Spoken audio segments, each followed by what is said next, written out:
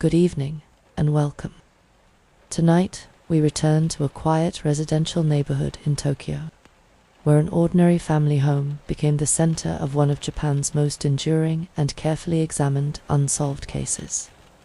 In the final days of the year 2000, a family living in the Setagaya area of the city was killed inside their own home.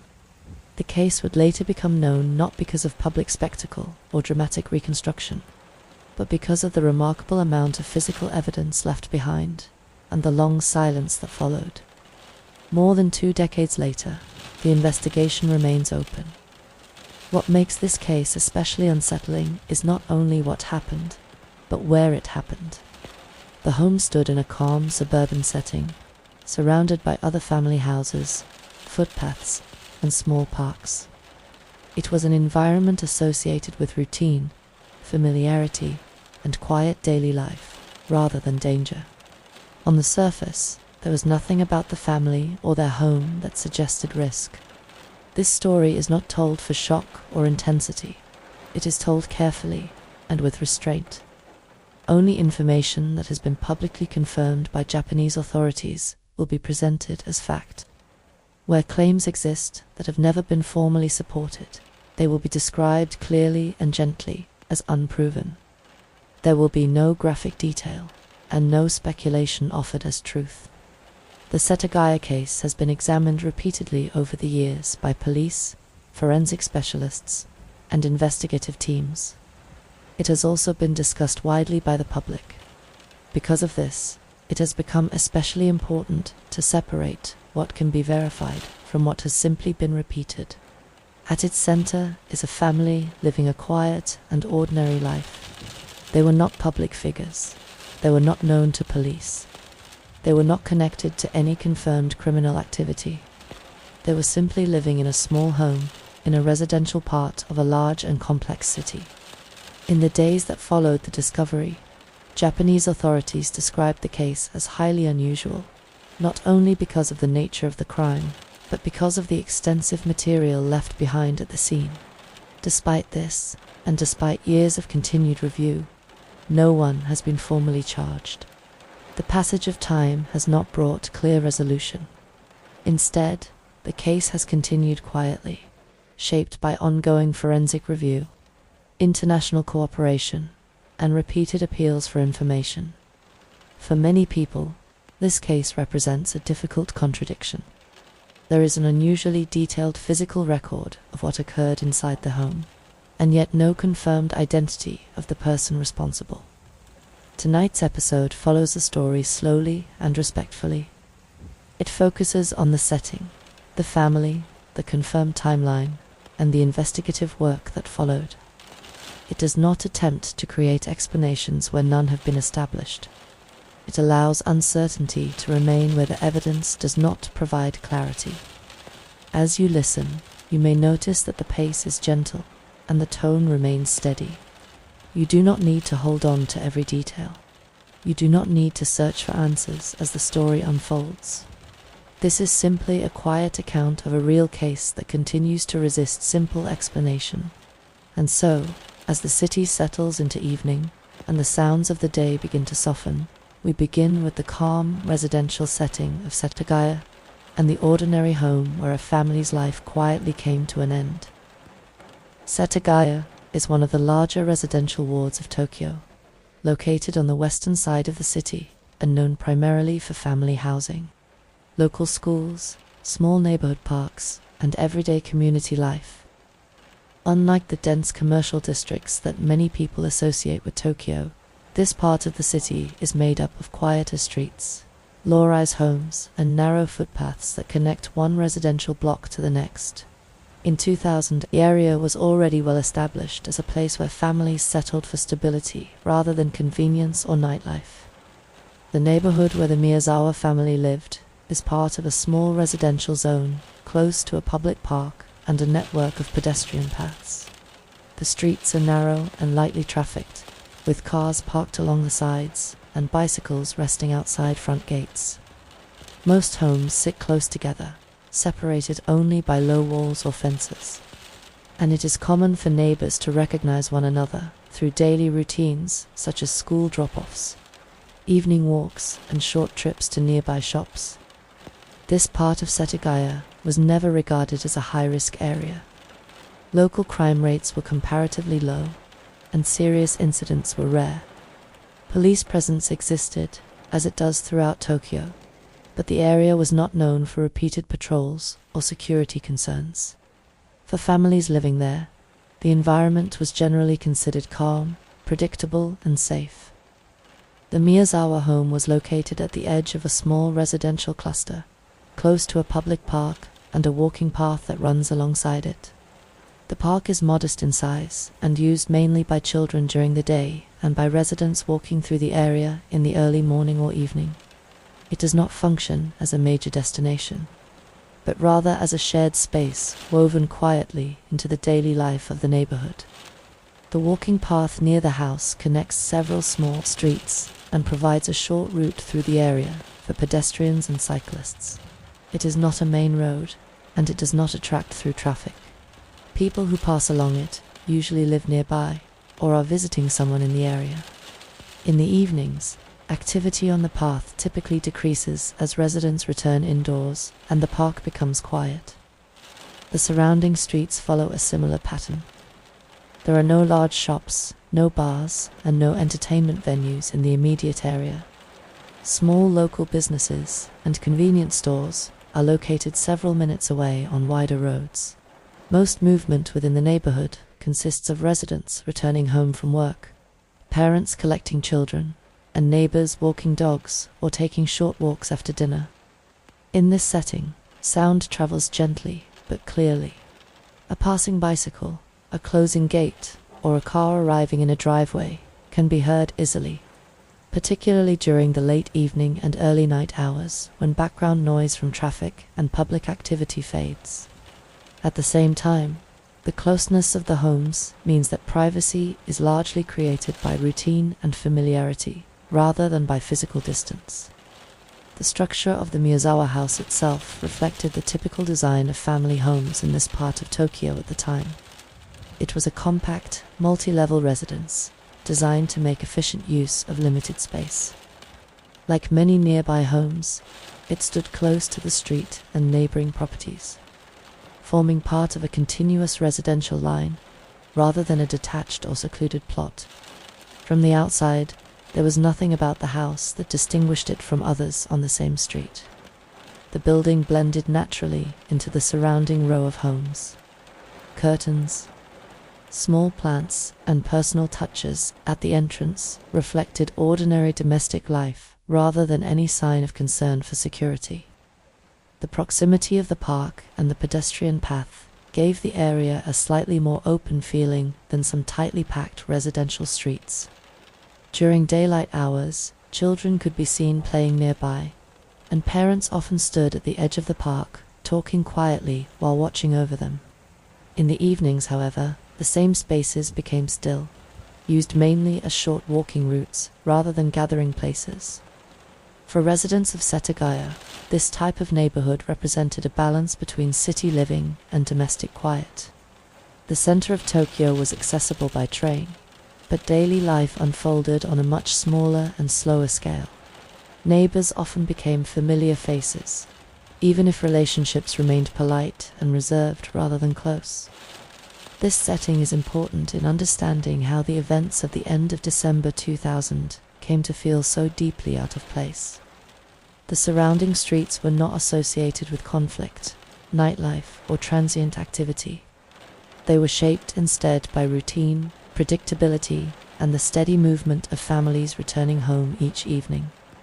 In later years, when people spoke about the location of the Miyazawa home, they often described it as ordinary to the point of being unremarkable. It was precisely this normality that made the case so difficult for the community to process. The environment offered no obvious explanation for what occurred there. Even now, the wider Setagaya area continues, much as it did before. The park remains open to local residents. The walking path continues to serve as a quiet shortcut between streets. The surrounding houses remain closely spaced, forming a neighborhood defined not by events, but by everyday life. In a city as large and complex as Tokyo, places like this exist in quiet contrast to the crowded districts that draw attention and visitors. They are designed for continuity rather than change, and for stability rather than movement. It was within this calm and familiar residential setting that the Miyazawa family lived, and it was here, in a place shaped almost entirely by routine, that this case would begin.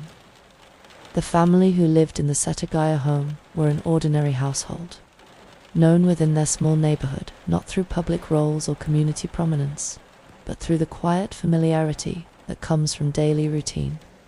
Japanese police later confirmed that the victims were Mikio Miyazawa, his wife Yasuko Miyazawa, and their young children Nina and Rei. Mikio Miyazawa was in his early 40s at the time and worked in the design and advertising field. Yasuko Miyazawa was a homemaker. Their children were still in early childhood. These basic details were confirmed by Japanese authorities in the days following the discovery and have remained the only personal background information released publicly. The family had lived in the Setagaya home for several years before the end of 2000. They were not newcomers to the area.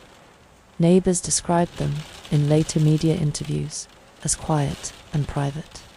Police did not release any information suggesting that the family had been involved in disputes, legal problems, or neighborhood conflict. Their daily life followed a pattern that was familiar to many families living in similar residential parts of Tokyo. Mikio traveled to work during the day, and Yasuko remained at home with the children, managing household routines and school-related responsibilities.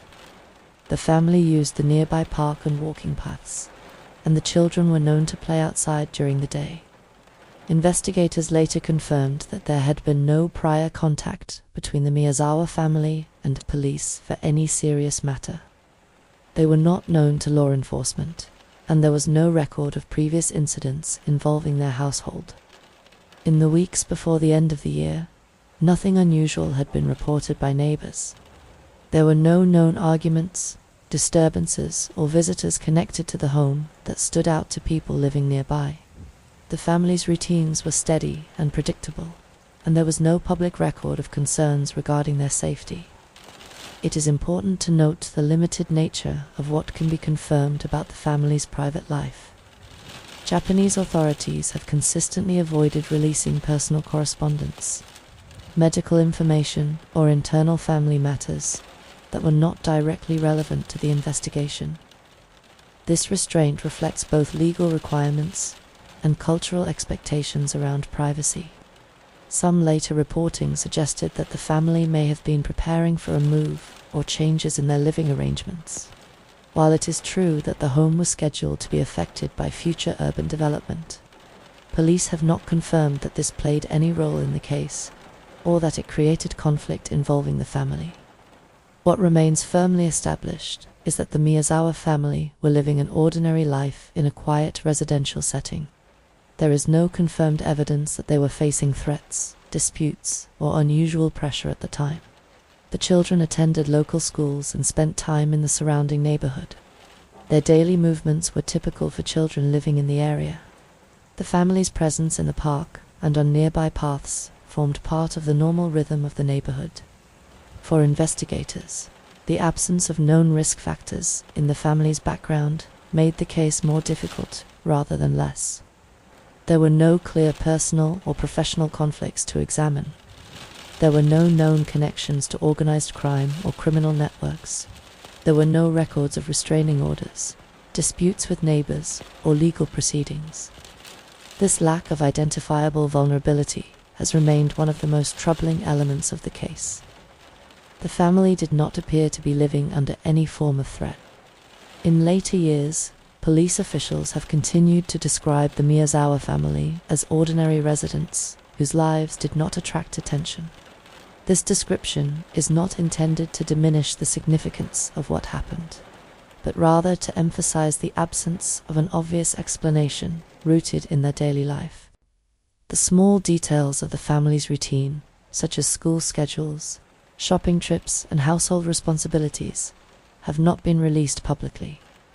Investigators have stated only that nothing within those routines stood out as relevant to the crime. What remains is a simple and restrained picture. A family living quietly in a residential part of Tokyo. Two parents working to support their children and maintain a stable home. Children growing up in a familiar neighborhood, playing in nearby parks and following everyday school routines. It was within this unremarkable and steady pattern of life that the events at the end of December 2000 would arrive without warning, and without any known connection to the family's ordinary daily world. The final confirmed evening inside the Miyazawa family home unfolded quietly, without any sign that the night would become significant beyond the ordinary routines of a family preparing to rest at the end of the year. Japanese investigators later confirmed that the family spent the evening at home. There is no public record of visitors arriving at the house that night, and no confirmed indication that the family left the property during the later hours of the evening. What is known comes from careful reconstruction based on the condition of the home, household items, and the limited external information available to police. The evening took place during the final weekend of the year. In Japan, this period is typically calm, with many people preparing for the New Year holidays and spending time at home with family. Neighborhood activity in Setagaya on that night followed its usual pattern, with residents returning home and streets becoming quiet as the evening progressed. Inside the house, the family's activities appeared to have followed a normal domestic routine. Investigators later confirmed that household items indicated the family had eaten and were spending time indoors. There was no evidence of a gathering, celebration, or unusual event taking place inside the home that evening. Police have never released a detailed minute-by-minute account of the family's actions. This is partly because there were no witnesses inside the home, and partly because Japanese authorities avoid reconstructing private family activity where it cannot be reliably established through evidence. What can be stated is limited to what could be confirmed from the physical condition of the house. There is also no confirmed record of any phone calls, messages, or visitors that would suggest that the family was expecting someone that night. Investigators examined available communication records and did not identify any contact that indicated a planned meeting or appointment at the home. Outside the house, the surrounding streets remained quiet. No neighbors reported unusual sounds or disturbances during the earlier part of the evening. The nearby park and pedestrian path were largely empty after dark, as was typical for the area during winter. The structure of the home meant that everyday household sounds would have been audible to neighbors only at close range. Investigators later noted that there were no reports of raised voices, loud arguments, or activity that would have drawn attention before the night progressed. It is important to distinguish what can be confirmed from what cannot. There is no official statement that precisely identifies when each member of the family went to sleep or how they spent each hour of the evening. Authorities have avoided filling those gaps with assumption. What can be stated with certainty is that the family were at home together during the evening hours, and that nothing in the known information suggests conflict, distress, or unusual behavior inside the household. The evening of December 30th was cold, and the neighborhood was already in its winter routine. Street lighting reflected softly on narrow roads and footpaths, and most homes in the area were closed off for the night by the late evening hours. For investigators, one of the most challenging aspects of this part of the timeline is its normality. There are no confirmed events that mark the evening as distinctive. The family did not host guests. They did not travel late into the night. They did not contact emergency services or neighbors. This absence of notable activity has remained consistent throughout later reviews of the case. Every time investigators revisited the timeline, they returned to the same conclusion. The evening appears to have passed in the same quiet manner as many evenings before it. Later, forensic examination of the home confirmed that the family had not been preparing to leave. Personal belongings and everyday household items were in their expected places. There was no indication of hurried movement, packing, or disruption connected to routine domestic life. The lack of disturbance before the incident is also reflected in neighbor statements. While neighbors were interviewed extensively in the days and weeks that followed, none were able to recall seeing unfamiliar people entering the property or waiting nearby during the early part of the night. Some residents later told police that they had heard nothing out of the ordinary until the following day, when emergency vehicles arrived in the area. This reinforced the assessment that the evening itself did not attract attention. Japanese investigators have consistently avoided describing this period in emotional terms.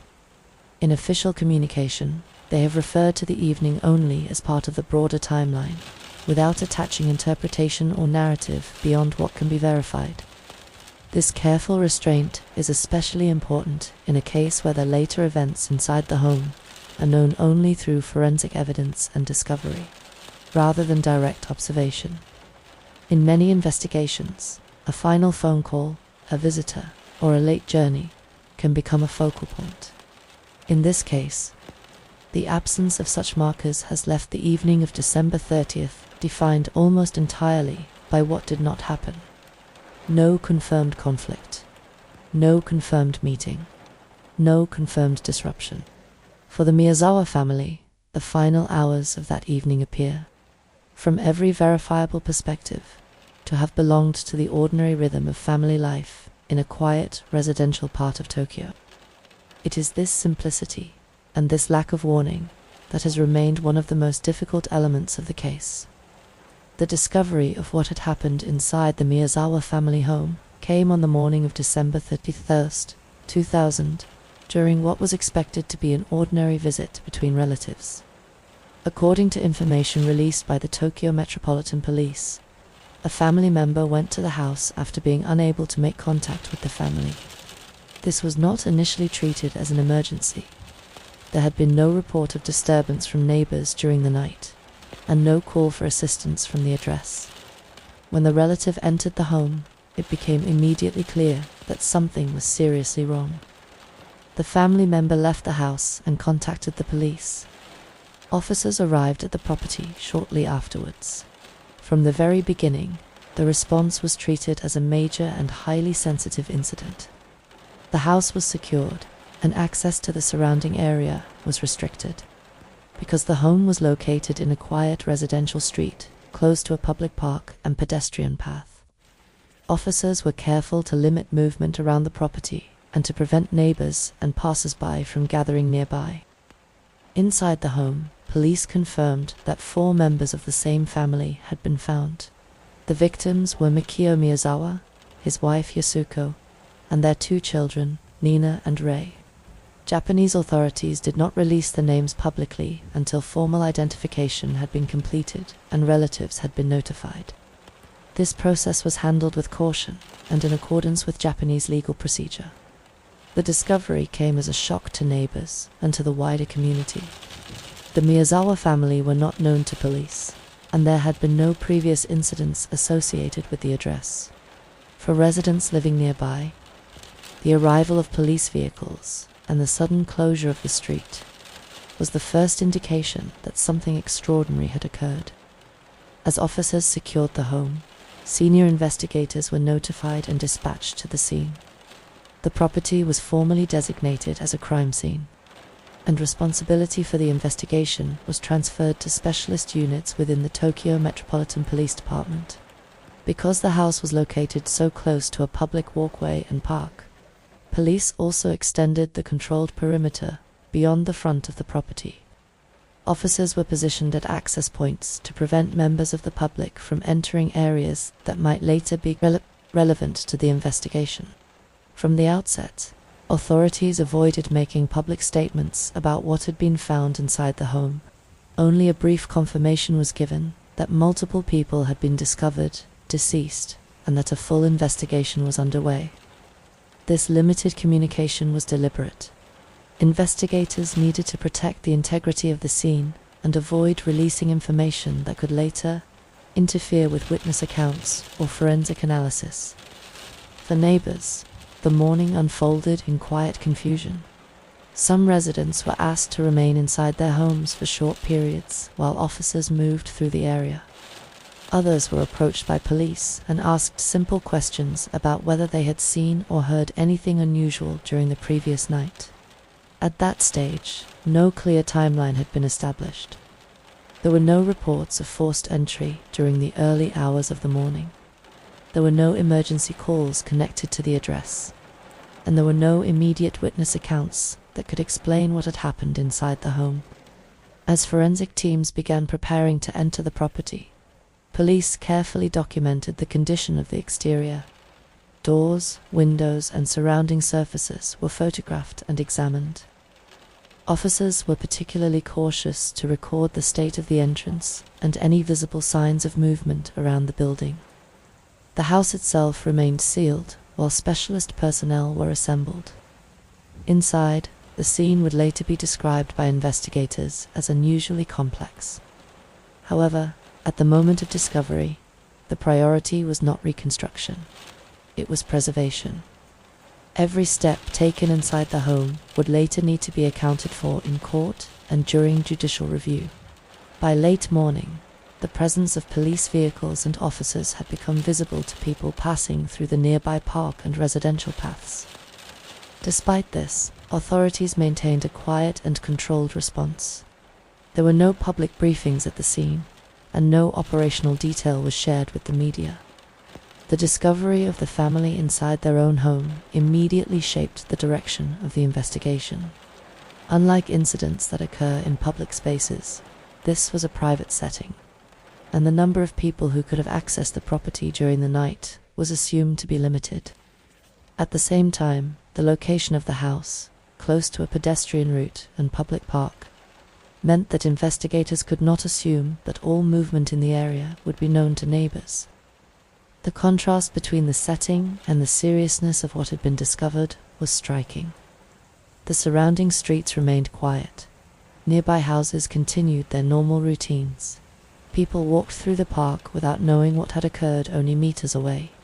Inside the sealed property, however, police were preparing for a forensic examination that would later become one of the most detailed in Japanese criminal history.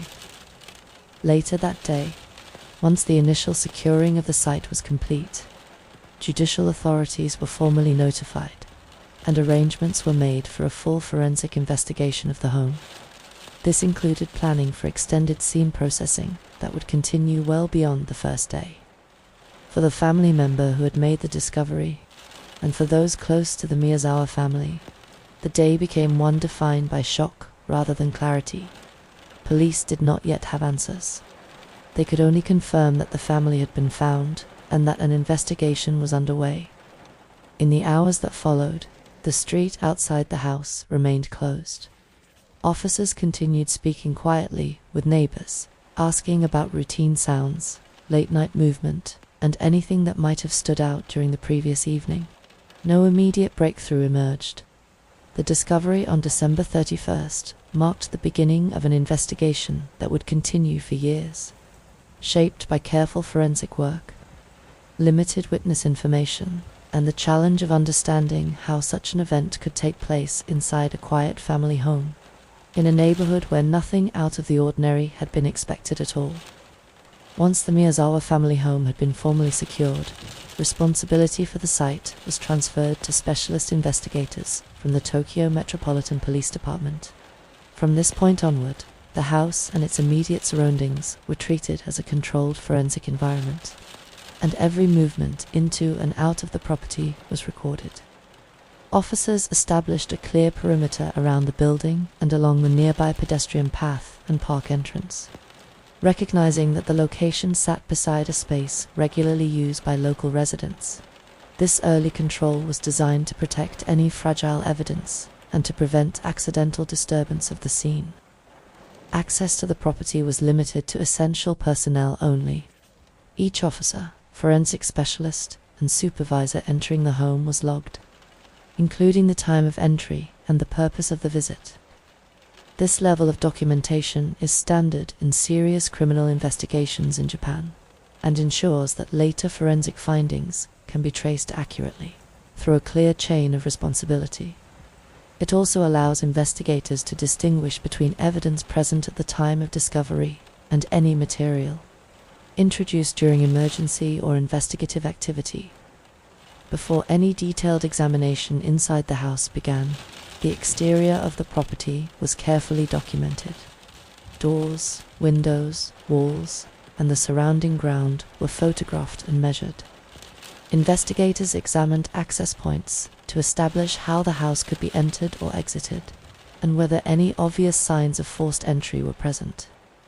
These observations were recorded without interpretation, focusing only on the physical condition of the building as it was found. Inside the home, forensic teams proceeded slowly and systematically. Each room was photographed in its original state before any objects were moved. The layout of the house, the placement of furniture, and the condition of everyday household items were recorded to preserve a complete visual and spatial record of the scene. This method allows investigators to return later to the original configuration of the environment when reviewing evidence. Because the home was a private domestic space, particular care was taken to avoid unnecessary disturbance. Movement within the house was limited to defined paths, and protective clothing was worn to reduce the risk of contaminating surfaces. Floors, door handles, light switches, and other frequently touched areas were identified early as locations likely to contain trace material. Forensic specialists then began the process of identifying and marking items that might be relevant to the investigation. This included personal belongings, clothing, household objects, and any materials that appeared out of place within the normal setting of the home. Each item was photographed in position, assigned an identification number, and documented before being collected for later laboratory examination. The sequence of work inside the house was carefully planned. Investigators moved from room to room in a controlled order, ensuring that areas most likely to contain trace evidence were examined first. This approach helps protect fragile material that can be easily lost through air movement or repeated foot traffic. It also reduces the possibility that one part of the scene could unintentionally affect another. At the same time, separate teams were assigned to manage the wider surroundings of the property. The narrow street, the nearby park boundary, and the pedestrian path were checked for any physical traces that could be associated with movement to or from the house.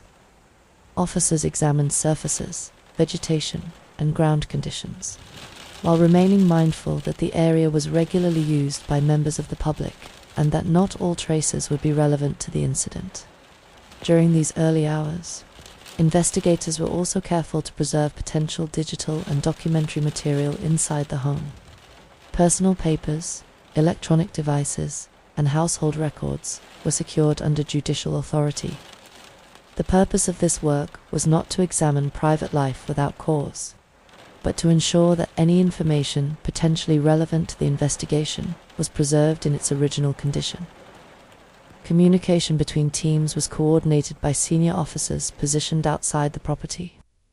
This allowed updates to be shared without disrupting the forensic work taking place inside the house. Decisions about when to proceed to the next stage of examination were made collectively, based on the progress of documentation and evidence recovery. Throughout this process, investigators remained aware that the home had been discovered by a family member before police arrival.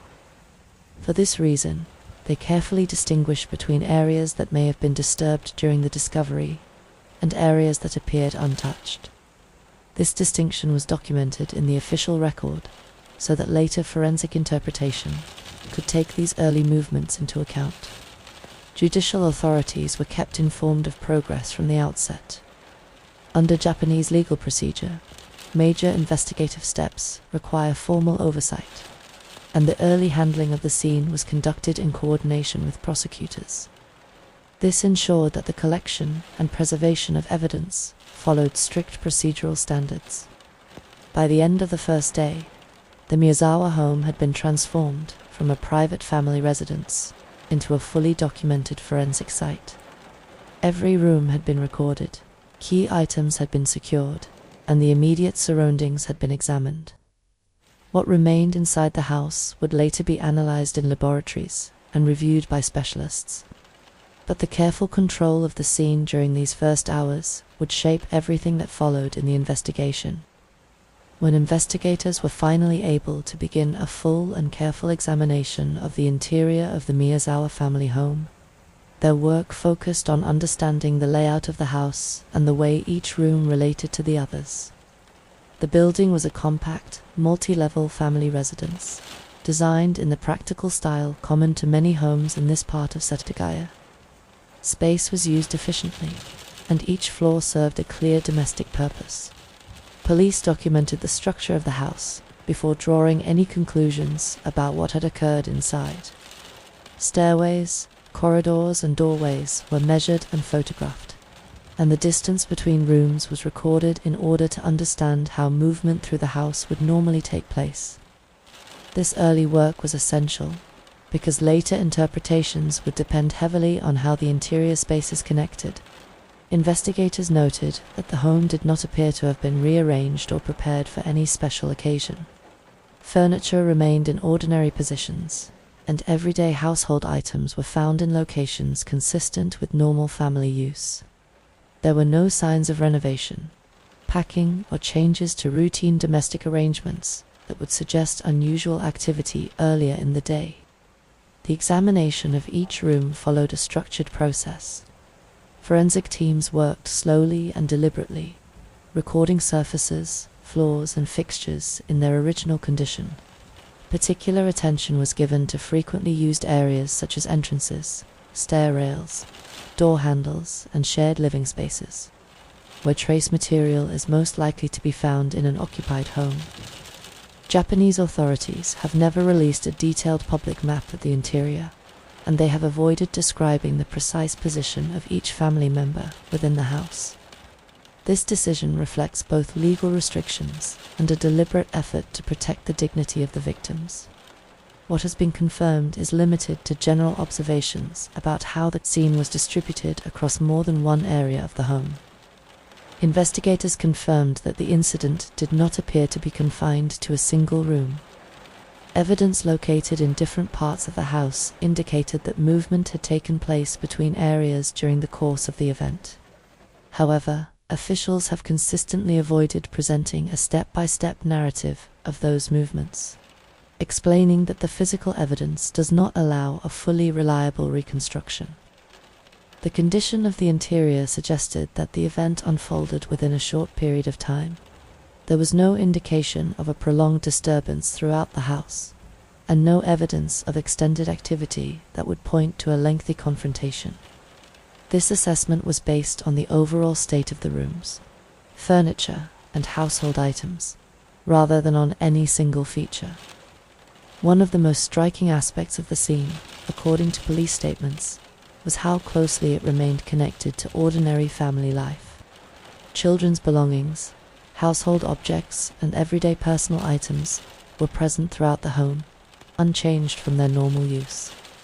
Investigators repeatedly emphasized that the setting itself reflected routine domestic life rather than any unusual or heightened activity before the incident.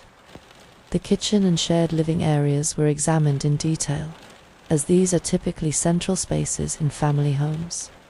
Officers documented surfaces, appliances, and waste containers to establish whether the family had recently prepared food or spent time together in those areas. These observations supported earlier conclusions that the family had been at home and following a normal evening routine. Bedrooms and private rooms were also examined carefully, but authorities have never released public detail about their condition. Officials stated only that these spaces formed part of the overall forensic picture, and that evidence from multiple areas was necessary to understand the sequence of events inside the house. Throughout the examination, investigators remained mindful that the house had been entered by a family member before police arrival. For this reason, they distinguished between areas likely to have been disturbed during the discovery and areas that appeared untouched. This distinction was recorded in the official documentation so that later, analysis could take these early movements into account. Another important part of the interior examination involved identifying objects that did not belong to the household. Forensic teams worked to establish which items were part of the family's normal possessions and which could not be immediately accounted for. Any unfamiliar objects were documented and preserved for further analysis. Police have confirmed that several personal belongings were left inside the home by the person responsible for the crime. These items became central to later forensic work. However, investigators have avoided describing their exact location within the house in public statements, again citing the need to protect the integrity of the case. The stairways and connecting corridors within the home were treated as key transitional areas. These spaces often capture patterns of movement and contact that are not always visible within individual rooms. Flooring and surfaces in these areas were examined for trace material that could indicate how people moved through the house during the incident.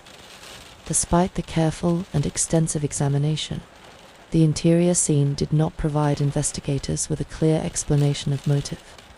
The layout of the house and the condition of the rooms could show how the space had been used, but they could not reveal why the family had been targeted, or how the person responsible had chosen this particular home. Officials later stated that there was no evidence inside the house to suggest that the family had been expecting a visitor. There were no confirmed signs of a planned meeting, appointment, or delivery. This supported earlier findings from communication records and neighbor statements. The absence of forced entry at clearly identifiable access points was also a significant observation. While police did not publicly confirm how entry was achieved, they acknowledged that the physical condition of the house did not point to a clear or obvious break-in. This detail would later influence several investigative directions. As forensic teams completed the interior documentation, all relevant items were carefully packaged and transported for laboratory examination. Each object was logged in detail, including its location within the house and the conditions under which it was collected. This process was slow and methodical, and it continued over an extended period rather than being completed in a single day. In later public briefings, Japanese police described the Miyazawa home as one of the most carefully examined domestic crime scenes in the country's recent history. This description reflected not only the scale of the forensic effort, but also the unusual amount of material recovered from inside the property. Yet, despite the depth of documentation and analysis, the interior of the home did not provide investigators with the answer they most needed. It showed that the crime had taken place across multiple areas of the house.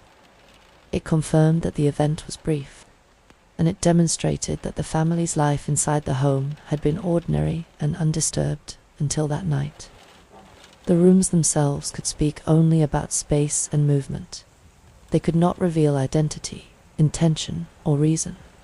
And in a case defined by the contrast between extensive physical evidence and the absence of a suspect, the quiet domestic setting of the Miyazawa home became one of the most powerful reminders of how little a place can ultimately explain about what happened within it.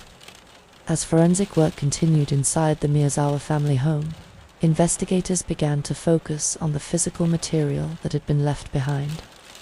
Unlike many domestic crime scenes, the house contained an unusually large amount of trace evidence that could be examined and preserved. From the earliest stages, Japanese authorities described this aspect of the case as both significant and challenging, because the presence of material alone does not explain how or why it came to be there. One of the most important confirmed findings was the presence of biological material belonging to a person who was not a member of the family. Investigators recovered DNA from multiple locations inside the home.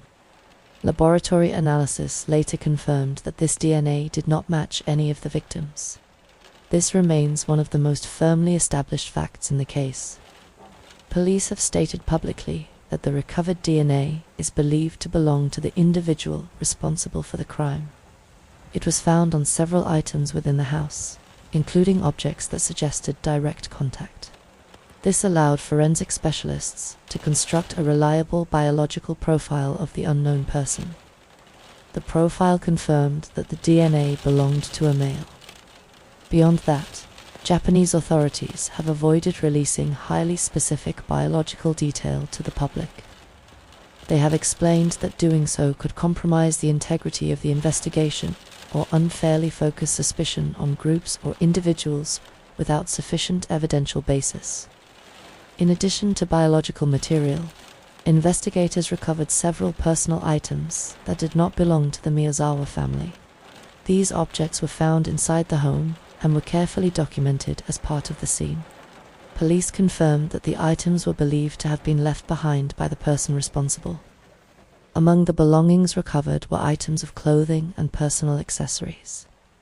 These were examined for fibers, skin cells, and other trace material, and were later used in further laboratory testing.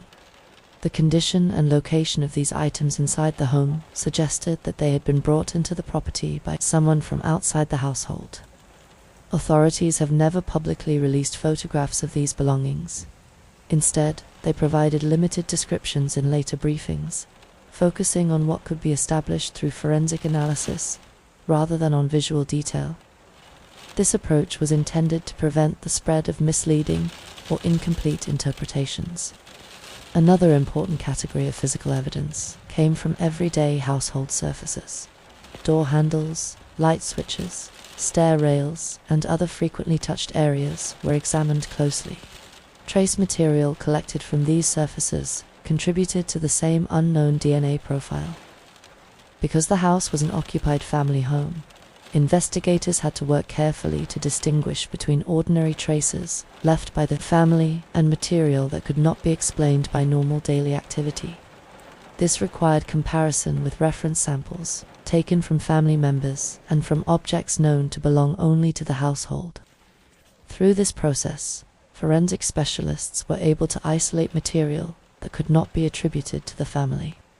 This work confirmed that the unknown DNA was not the result of casual or indirect contact, such as previous visitors or everyday deliveries. It was associated specifically with the event that took place inside the house. Investigators also examined items of food and household waste that were found inside the home. Police later confirmed that some food had been consumed after the incident had occurred. This finding was based on the condition and placement of items within the kitchen area.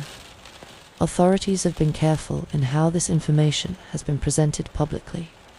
They have confirmed only that there was evidence indicating the person responsible remained inside the home for a period of time after the family had died. They have not publicly specified the length of that time, and they have avoided attaching interpretation to the behavior itself. This detail has often attracted public attention, but investigators have repeatedly reminded the public that the presence of food or personal activity inside a home does not, on its own, reveal motive, emotional state, or intention. It can only confirm that the person responsible did not immediately leave the property. Further physical evidence came from footwear and fabric traces recovered from the house. Forensic specialists examined marks and fibers found on floors and soft furnishings. These materials were used to help determine movement within the home and to assess whether clothing recovered at the scene was consistent with those traces. Japanese police later confirmed that the clothing left behind was subjected to detailed laboratory analysis, including fiber, comparison, and biological testing. This work supported the conclusion that the items were worn by the person responsible and had been in direct contact with surfaces inside the home. Investigators also recovered personal effects, such as bags and other portable items. These were examined to determine whether they contained any information that could assist in identifying the individual. Police have not publicly confirmed that any identifying documents or items were found. Another significant area of forensic work involved examining bloodstains and transfer patterns inside the home. Authorities have avoided releasing public detail about this aspect of the evidence. They have explained that while such analysis is important for internal reconstruction, it can easily be misinterpreted when removed from the full context of the scene. What has been confirmed is that the pattern of physical evidence supported the conclusion that the incident occurred in more than one area of the house and within a short time frame. This finding aligns with earlier statements about the brief nature of the event. Beyond DNA and belongings, investigators also examined electronic and personal devices found inside the home. These were secured under judicial authority and examined to determine whether any information relevant to the timeline or possible contact with an unknown person could be identified. Police have never publicly confirmed that any communication records directly linked the family to the person responsible. They have stated only that digital and personal records were examined as part of standard investigative procedure. Over the years that followed, the biological material recovered from the scene became central to continued review of the case. The unknown DNA profile has been retained and compared against domestic and international databases whenever legally permitted. Japanese authorities have confirmed that the profile has been rechecked multiple times as technology improved and as new comparative data became available. Despite these repeated efforts, no match has been publicly announced. It is important to distinguish this confirmed position from public claims. Some reports have suggested that the DNA profile points clearly to a specific individual or background.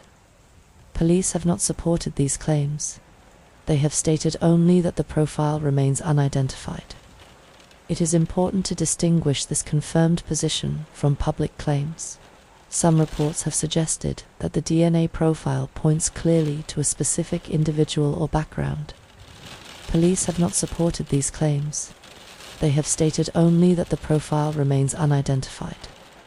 The same caution applies to claims that the belongings left behind reveal the identity or personal history of the individual. While forensic testing can establish material characteristics, it cannot reliably determine a person's name, location, or life circumstances without a corresponding match in official records. In later briefings, investigators described the physical evidence recovered from the Miyazawa home as unusually extensive. They acknowledged that this has created both opportunity and difficulty. Opportunity, because material exists that can be tested and retested. Difficulty, because even a large amount of forensic data cannot replace direct identification. What remains firmly established is this: the person responsible left biological material inside the home. That material belongs to a male individual who is not related to the family. Personal belongings and clothing associated with that individual were left behind, and forensic examination confirmed that the individual remained inside the home for a period of time after the event. What has not been established is who that person is, how they came to be at the property, or why this particular family and this particular home were chosen. In this case, the physical evidence speaks clearly about presence and contact. It does not speak about identity. And despite years of continued scientific review, that silence has remained one of the most enduring features of the Setagaya investigation. When Japanese investigators spoke publicly about a possible profile of the person responsible for the Miyazawa family murders, they were careful to emphasize that this profile was not built from witness description, behavior, or interpretation. It was constructed only from physical and forensic material recovered inside the home. For this reason, the profile remains narrow and highly specific. It describes what could be measured and tested. It does not attempt to describe personality, motive, or background beyond what the evidence itself can support. The most important and firmly established element of the profile is biological. As previously confirmed, DNA recovered from inside the house belonged to a single unknown male. This DNA was found on multiple items and surfaces and was determined not to belong to any member of the Miyazawa family. Japanese authorities stated that this DNA is believed to belong to the person responsible for the crime. The material was sufficient to establish a stable forensic profile, which has since been retained for comparison with domestic and international databases. Police later confirmed that genetic analysis indicated the unknown individual was male, and that the profile showed markers associated with mixed ancestry. Authorities have described this only in broad terms, stating that the genetic data suggested both East Asian and non-East Asian lineage. They did not publish a detailed genetic breakdown, and they avoided naming any specific ethnic background. Investigators explained that genetic indicators of ancestry are not precise enough to identify a person or a community. They are used only as one limited reference point, and cannot reliably narrow an investigation without a matching individual in a database. In addition to DNA, physical belongings left behind inside the home allowed police to establish several practical characteristics about the unknown individual. Clothing believed to have been worn by the person responsible was recovered from the house. These items were examined for size, wear patterns, and biological material.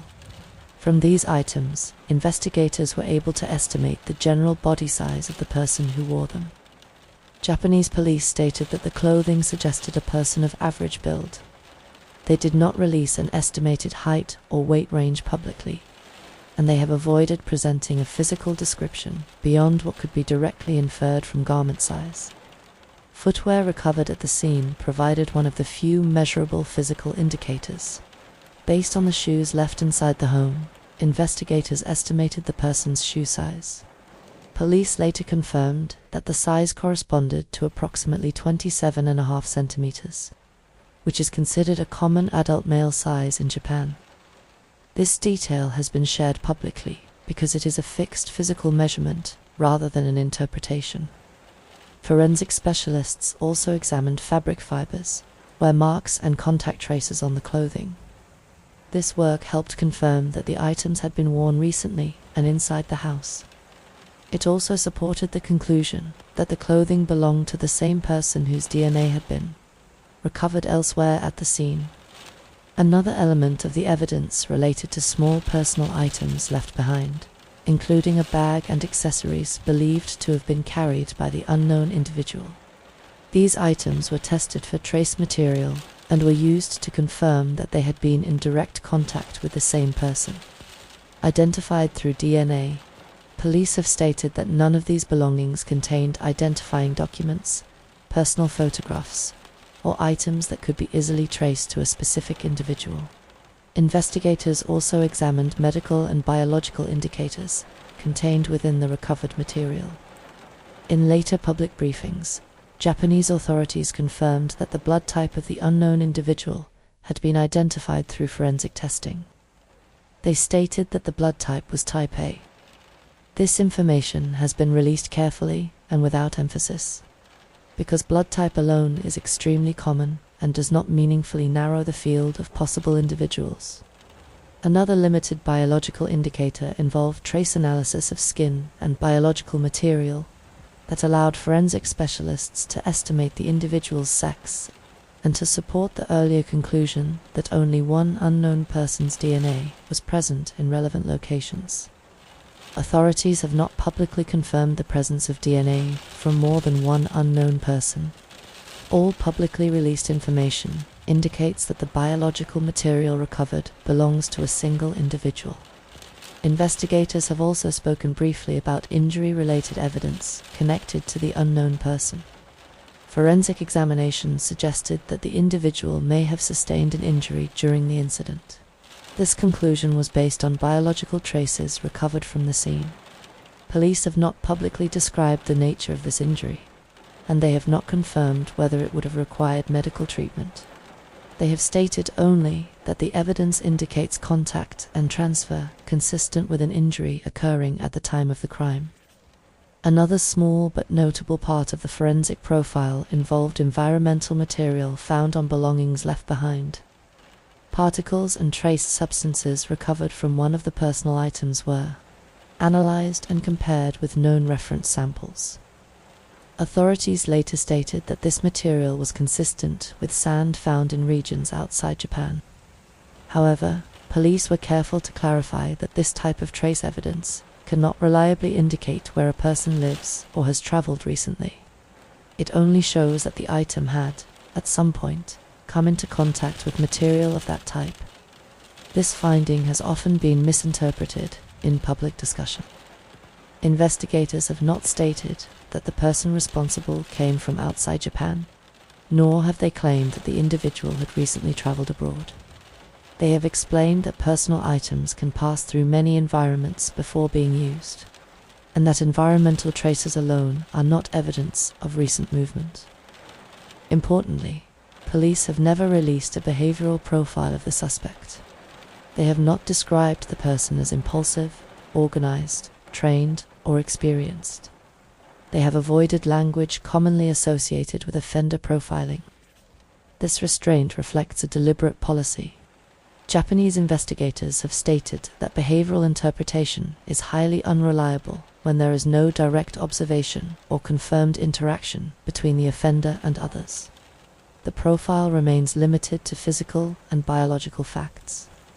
Male, unknown identity, mixed genetic ancestry indicators, blood type A, adult footwear size estimated from recovered shoes, clothing consistent with an average adult build, biological material indicating a single unknown individual.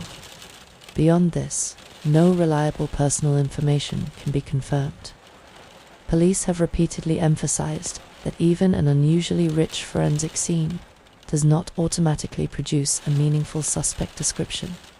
Without a matching DNA profile, a witness identification, or traceable personal information, physical characteristics remain only reference points. In later public statements, investigators acknowledged that the existence of a detailed biological profile has kept the case active. The unknown DNA has been preserved and is periodically rechecked as databases expand and as international data sharing becomes possible. At the same time, authorities have also acknowledged the limits of this approach. DNA can confirm identity only when an identity already exists within a reference system. In the case of the Miyazawa family, the suspect profile created from physical evidence remains precise, carefully bounded, and deeply incomplete. It confirms that a single unknown person was present inside the home and left behind measurable traces. It does not reveal a name, it does not explain intent, and it does not yet provide the one element the investigation continues to wait for: a confirmed identity. In the days following the discovery of the Miyazawa family inside their home, investigators turned their attention to the people who lived and moved through the surrounding neighborhood. Because the house was located within a tightly arranged residential area and beside a public footpath and park, police expected that some form of activity might have been noticed during the night. Officers from the Tokyo Metropolitan Police visited nearby homes and spoke directly with residents living on the same street and along the adjoining pedestrian route. These early inquiries focused on whether anyone had heard unusual sounds, seen unfamiliar people, or noticed activity that stood out from the normal rhythm of the area. Several neighbors confirmed that the evening of December 30th had been quiet. People returned home, closed their doors, and settled in for the night as they usually did. No one reported arguments, raised voices, or repeated movement in and out of the Miyazawa home during the earlier part of the evening. Some residents recalled hearing occasional noises during the night, but none were able to identify anything that clearly suggested a serious incident was taking place. In a residential area where homes are close together and everyday sounds travel easily, it was difficult for witnesses to distinguish between ordinary domestic noise and something out of the ordinary. Investigators were careful when evaluating these statements. They explained that memory can be influenced by later knowledge, and that people often reinterpret ordinary sounds once they learn what has occurred. For this reason, police focused on what residents could describe with certainty rather than on impressions formed after the discovery. The nearby park and pedestrian path were also considered in the early stages of the investigation. These spaces provide a direct route between several residential streets and are used regularly by local residents. However, activity along the path decreases significantly during late evening hours, particularly in winter. No confirmed witnesses came forward to report seeing anyone enter or leave the Miyazawa property during the night. There were no verified sightings of a person standing near the entrance to the home, waiting along the footpath, or moving through the park in a way that could be clearly connected to the incident. Police also examined whether anyone had used the pedestrian path during the late evening or early morning hours. While it is likely that some residents passed through the area, no one was able to provide a confirmed sighting that could be placed accurately within the critical time window. This absence of direct observation became one of the most significant limitations of the investigation. Despite the density of housing in the area, the timing of the incident appears to have coincided with a period of reduced activity and limited visibility. Investigators attempted to establish a narrow time window by combining witness accounts with other forms of evidence. This included information about when the family was last known to be alive and when the discovery occurred the following morning. However, without a clear witness or technical record, the precise time of the incident has never been publicly confirmed. Police have stated only that the event occurred during the night between December 30th and December 31st. Beyond that broad range, no official estimate has been released. This gap in the timeline has remained one of the most difficult aspects of the case. It affects not only the reconstruction of events inside the home, but also the ability to identify who might have been present in the surrounding area at the relevant time. Another area of inquiry involved visitors to the wider neighborhood. Investigators reviewed whether anyone had stayed overnight with friends or relatives nearby, or whether unfamiliar vehicles had been seen parked along the street. These inquiries did not produce confirmed information that could be directly connected to the case. Because the neighborhood is located within a large urban area, many people pass through surrounding streets each day. However, the residential layout limits through traffic on the street where the Miyazawa home was located. This means that most movement in that immediate area would normally involve local residents. Police have also confirmed that there were no functioning surveillance cameras positioned directly outside the home at the time. This significantly reduced the ability to trace movement along the street and footpath during the critical hours. Later reviews of the case examined whether any indirect footage from nearby roads or businesses could assist in narrowing the timeline. While some recordings were reviewed, no publicly confirmed results were announced that altered the known time window. The lack of technical data and the absence of a direct witness created a situation in which the timeline of the night remains defined by uncertainty rather than by sequence. This does not mean that investigators were left without information. It means that the information available could not be aligned into a continuous and reliable account of movement. Over the years, police have returned to the original witness statements on several occasions. Residents were re-interviewed as part of later reviews, and small details were clarified where possible. These efforts did not reveal new sightings or previously overlooked activity. In public briefings, Japanese authorities have described the neighborhood response as cooperative and calm. Residents were willing to speak with police and to provide information about their routines and observations. The difficulty lay not in reluctance, but in the absence of anything clearly connected to the incident. The combined result of these inquiries is a quiet and uncomfortable reality. The home stood in a closely spaced residential area. The park and footpath passed nearby, and yet no one has been able to confirm seeing the person responsible enter or leave the property. Between the family's final confirmed evening and the discovery the following morning, a long and unobserved period remains. It is within this silent window that the most important moments of the case took place. From the early months of the Setagaya Family Murders, public attention gradually began to grow beyond official police communication. As the case remained unresolved, media coverage expanded, and with it came a wide range of interpretations, theories and claims that did not originate from investigators. Japanese police have consistently drawn a clear line between what can be supported by evidence and what has developed through public discussion. In later briefings, authorities repeatedly reminded the public that only information released through formal police and judicial channels should be treated as confirmed. One of the most common public claims has focused on the identity and background of the person responsible. Media reports and online commentary have often suggested that the DNA evidence points clearly to a specific nationality or personal background. Police statements have been far more restrained, while investigators acknowledge that limited genetic indicators exist within the forensic profile. They have emphasized that such information cannot reliably identify a person, a country of origin, or a social background. Authorities have stated clearly that ancestry indicators derived from DNA are broad and imprecise. They cannot confirm where a person was born, where the person lived, or whether the person had any connection to Japan beyond the moment of the crime. This distinction has been repeatedly misunderstood in public discussion. Another widely repeated claim involves the idea that the person responsible must have been familiar with the neighborhood or the Miyazawa family. Some media narratives have suggested that the layout of the home and the apparent movement inside the house indicate prior knowledge of the property. Police have not confirmed this. Investigators have stated only that the physical evidence demonstrates movement between rooms.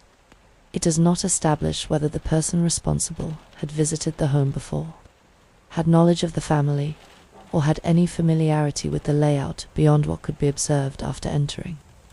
A further area of public speculation concerns the length of time the person remained inside the house.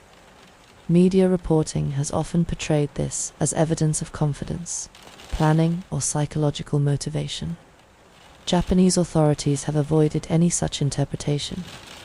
They have confirmed only that evidence suggests the person did not immediately leave the home. They have not released a precise time estimate, and they have stated that behavior inside a crime scene cannot be reliably interpreted without direct observation. Another common media narrative has focused on the possibility of multiple people being involved. Some reports suggested that more than one individual may have entered the house during the night. Police statements have consistently indicated that the biological evidence recovered from relevant locations corresponds to a single unknown individual. Authorities have not publicly confirmed the presence of DNA from multiple unknown persons associated with the crime itself. There have also been claims that the belongings left behind inside the home provide strong clues about the personal life of the individual responsible. In public discussion, items such as clothing and accessories have been interpreted as indicators of social status, lifestyle, or occupation. Police have rejected this approach. They have stated that material objects can be misleading when removed from context, and that personal possessions alone cannot reliably describe a person's life, habits, or intentions. Another recurring narrative has suggested that the lack of an arrest reflects investigative failure. Japanese authorities have never characterized the case in this way. In official statements, they have emphasized that the investigation involved one of the most extensive forensic examinations conducted in a domestic homicide case in Japan, and that the continued absence of a suspect reflects the limits of identification rather than the absence of evidence. The presence of a complete DNA profile has often led to public assumptions that identification should be inevitable. Police have repeatedly explained that a DNA profile can only result in identification if a matching reference exists within an accessible database. When no such reference exists, even a high-quality profile cannot produce a name. Media reporting has also occasionally suggested that police are withholding crucial information that would allow the public to solve the case. Authorities have addressed this carefully, stating that the release of certain forensic details could compromise future investigative opportunities, encourage false confessions, or lead to the misidentification of innocent individuals. Another public claim involves the idea that the crime must have been carefully planned in advance. Police have not confirmed this. They have stated that the physical evidence supports the conclusion that the incident occurred within a short time frame. but that this does not, by itself, demonstrate planning, preparation, or prior surveillance. Over the years, several unofficial suspect narratives have circulated in newspapers, television programs, and online forums. These narratives have not been confirmed by police, and no individual named in public reporting has been formally charged in connection with the case. Investigators have repeatedly warned that naming individuals without judicial action can cause long-term harm to people who may have no connection to the crime. In contrast to public narratives, police statements have remained deliberately narrow. They have focused on what can be measured, tested, and verified. They have avoided presenting interpretations about motive, personality, or intent. They have also avoided confirming any theory that cannot be supported by physical evidence or legally admissible information. This difference in tone between public discussion and official communication has remained consistent over time. As interest in the case has grown, the range of explanations offered by media and commentators has expanded. At the same time, police communication has remained brief, controlled, and cautious. The result is a clear division between two parallel versions of the case. One is shaped by evidence, laboratory results, and legal standards. The other is shaped by unanswered questions and the natural human desire to explain what remains unresolved. In the Setagaya case, Japanese authorities have continued to emphasize a single principle: only what can be confirmed through investigation should be treated as fact. Everything else, no matter how often repeated, remains unproven. In the months that followed the discovery of the Miyazawa family, the investigation moved steadily from an urgent response into a long and structured process of review. The case remained under the authority of the Tokyo police, but it was also supported by national-level coordination through the National Police Agency of Japan. This allowed specialist resources, forensic expertise, and long-term analytical support to remain available well beyond the first weeks of the inquiry. As the initial forensic examinations were completed, investigators began a systematic review of every category of evidence collected from the home. Biological material, personal belongings, trace evidence, and digital records were each reassessed in stages, with separate specialist teams responsible for different areas of analysis. This process was not a single review, but a continuing cycle in which material was re-examined as methods improved and new comparative data became available. Japanese authorities have confirmed that the DNA profile recovered from the scene has been preserved and repeatedly checked against domestic databases over the years. Each time national records expanded or new systems were introduced, the profile was resubmitted for comparison. These checks were carried out quietly and routinely, without public announcements, as part of standard procedure for unresolved serious crimes. When domestic comparison failed to produce a match, international cooperation became an important part of the investigation. Japanese police sought assistance through established international law enforcement channels in order to compare the unknown DNA profile with foreign databases where legally permitted.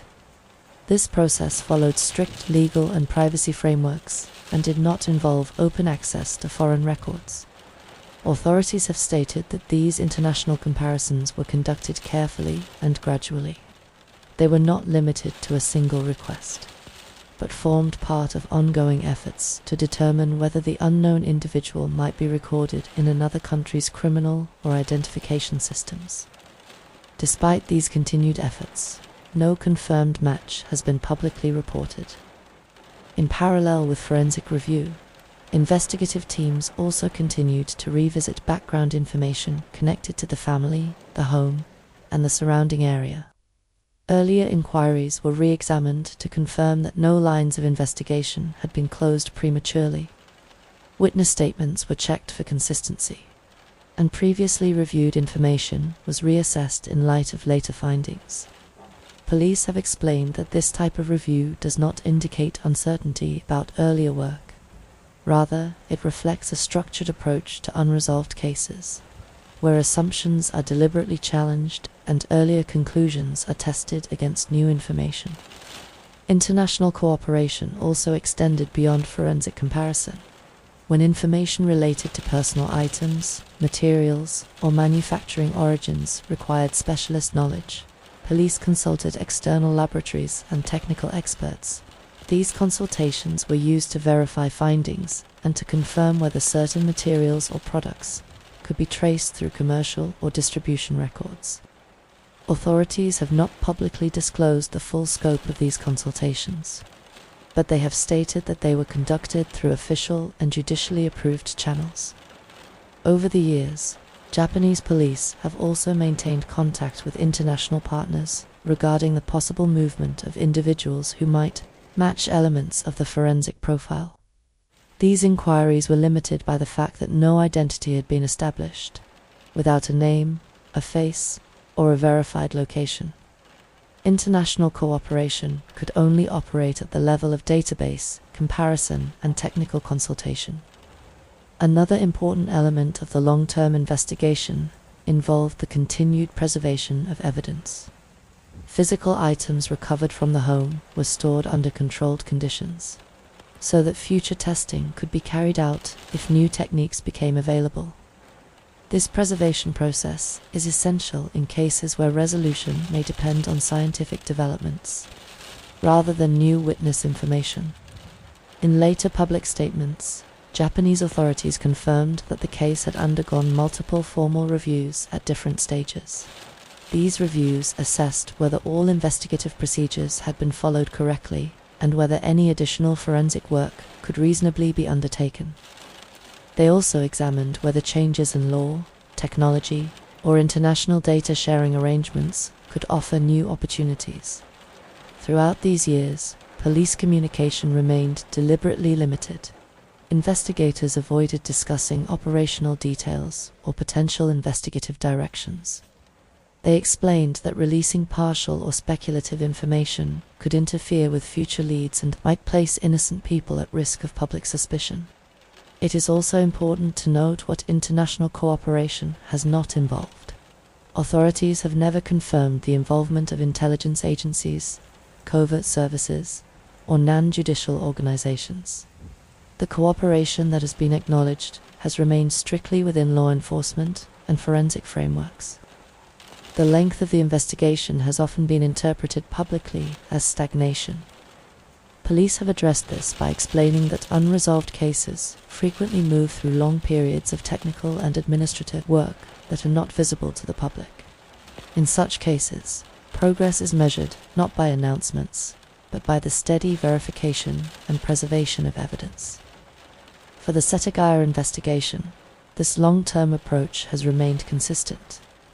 The unknown DNA profile continues to be retained. Physical evidence remains preserved. International comparison remains available as systems develop. The case has not been closed. Instead, it exists in a sustained state of review, supported quietly by national coordination and international cooperation, and defined by a continuing readiness to act should a single new match, record, or verified lead finally emerge. More than 2 decades after the deaths of the Miyazawa family, the central question of the case remains unchanged. The person responsible has never been identified. This is not because evidence was absent, but because the type of evidence available has not been able to lead to a confirmed name. One of the most significant limitations of the investigation is that there were no direct witnesses to the crime itself.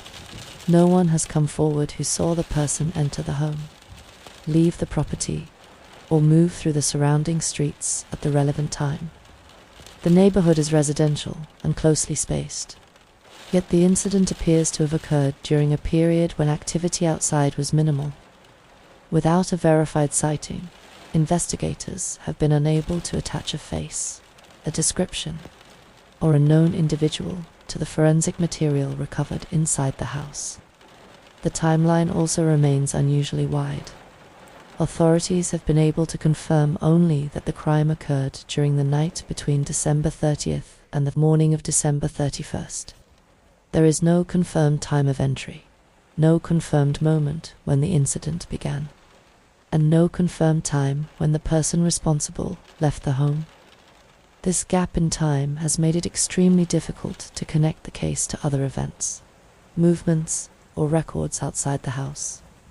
It limits the usefulness of witness statements and prevents investigators from narrowing the pool of people who may have been present in the area.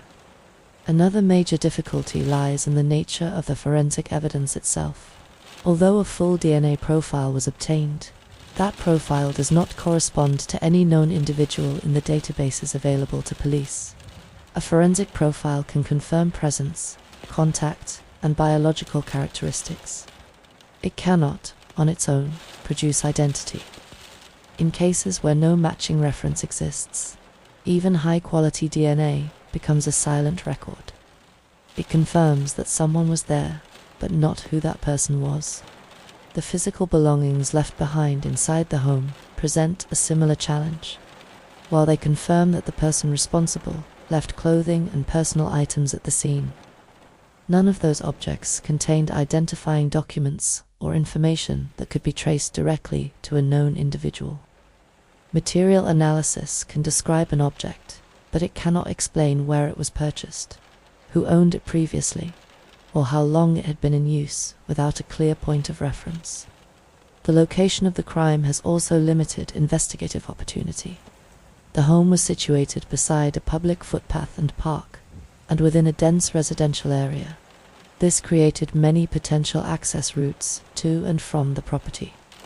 At the same time, the absence of cameras on the street and around the home meant that those routes could not be tracked or reconstructed through technical evidence. Unlike crimes that occur in controlled environments, such as commercial buildings or transport facilities, the surrounding area offered very little usable surveillance coverage. Investigators have also confirmed that the family themselves did not appear to be connected to any identifiable conflict or risk. No verified disputes, threats, criminal associations, or financial pressures were established that could explain why this particular household might have been targeted. This absence of an obvious motive has made it difficult to prioritize investigative directions. Without a clear reason, police have had to work broadly rather than narrowly, testing many possibilities without the guidance of a known personal or professional connection. The lack of a confirmed entry method has added another layer of uncertainty. While the physical condition of the house did not show a clear and obvious forced entry point, authorities have not publicly confirmed how the person responsible entered or exited the property. Without that information, it remains difficult to establish whether the individual approached the home openly, entered opportunistically, or used a method that left little trace. Over time, investigators have continued to review the case, re-examine evidence, and test material using improved scientific methods. These efforts have confirmed earlier findings, but they have not produced new identifying information. The fundamental problem remains unchanged. The evidence describes what happened. It does not identify who caused it. It is also important to recognize the limits imposed by privacy law and legal standards. Japanese authorities cannot release forensic detail simply to invite public analysis.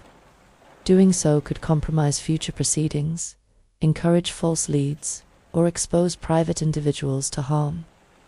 As a result, much of what investigators know cannot be shared outside the judicial process. In unresolved cases, progress often depends on one of two things. A new witness comes forward with information that was not previously available, or a new comparison becomes possible because a person enters a database for an unrelated reason. Until one of those conditions occurs, even the most carefully preserved evidence may remain inactive. In the Setagaya case, there is no indication that investigators have stopped working. The case remains open. The DNA profile is retained. Physical evidence is preserved. International comparison remains available within legal limits. What prevents resolution is not a lack of effort, but a lack of connection. No confirmed sighting connects a person to the home that night. No database match connects the biological evidence to a known individual. No verified motive connects the family to a specific threat or conflict. The investigation continues to exist within those boundaries. And until a single new piece of information links the physical evidence inside the Miyazawa home to a real and identifiable person, the case remains defined not by what is unknown, but by what cannot yet be connected. As evening settles across the quiet streets of Setagaya, the neighborhood returns to its familiar stillness. Windows dim one by one. Footsteps soften along the narrow paths. The small park beside the homes rests quietly beneath the trees, holding only the distant sounds of the city beyond its edges. In cases like this, it is often the absence of answers that remains most present. The evidence has been examined with care. The records have been reviewed and preserved. The work has continued quietly through the passing years, and yet the identity of the person responsible remains unknown. There is something difficult to accept in a story where so much detail exists, but connection does not. A full forensic record can describe contact, movement, and presence. It can confirm that someone was there, but it cannot, on its own, tell us who that person was, or why an ordinary family home became the setting for something so deeply out of place. For investigators, unresolved cases do not simply fade into the past. They remain open files, preserved materials, and standing responsibility. Each new development in science, each change in international data sharing, and each review of stored evidence represents a quiet hope that something unseen before may eventually come into view. For the community around the Miyazawa home, daily life continued after the street reopened and the police vehicles disappeared. Children returned to nearby paths. Neighbors resumed familiar routines. The rhythm of ordinary living slowly returned to the same streets and houses that had briefly held a moment of profound disruption. Places have a way of continuing, even when stories remain unfinished. The walls of a home do not hold memory in the way people do. The street does not remember what passed through it. The park does not keep record of who once walked along its edge in the night. What remains is the quiet persistence of everyday life. There is no gentle way to resolve uncertainty. Sometimes the most respectful response is simply to allow it to exist without forcing explanation where none can yet be supported. Not every story reaches clarity within the span of public attention. Some remain open, waiting quietly for a single connection that may or may not one day appear.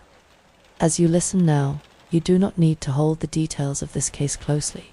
You do not need to search for meaning within what remains unknown. It is enough to acknowledge that a family lived here, and that their story became part of a larger and unfinished record that continues to be handled with care. The night continues to deepen over the quiet neighborhood. Streetlights cast steady reflections along the pavement. A distant train passes somewhere beyond the houses. The city carries on, gently and without urgency. And for this evening, you can allow this story to rest where it belongs, quietly held within the stillness of an unresolved night.